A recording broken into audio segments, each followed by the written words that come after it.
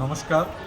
আমরা সুভাষ পার্ক কালীবাড়ি এভারগ্রিন ক্লাবের পক্ষ থেকে এবছর প্রথমবার খোয়াইতে শিশু উৎসব আমরা পালন করছি।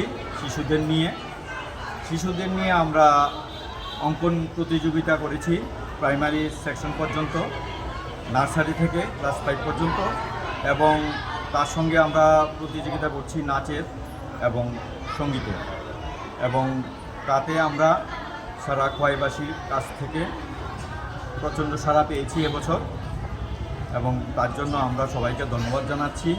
আমাদের আশা আছে আগামী বছর আমরা এইভাবে কন্টিনিউ চালিয়ে যাব শিশু উৎসব। বসে আঁকো প্রতিযোগিতায় কয়জন অংশগ্রহণ করেছে? বসে আঁকো প্রতিযোগিতায়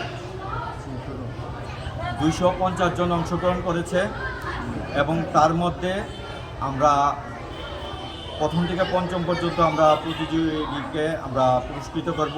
তার সঙ্গে যেহেতু শিশু উৎসব, সেই জন্য আমরা প্রতিটা শিশুকে গোল্ড মেডেল দিয়ে পুরস্কৃত করব। Thank you.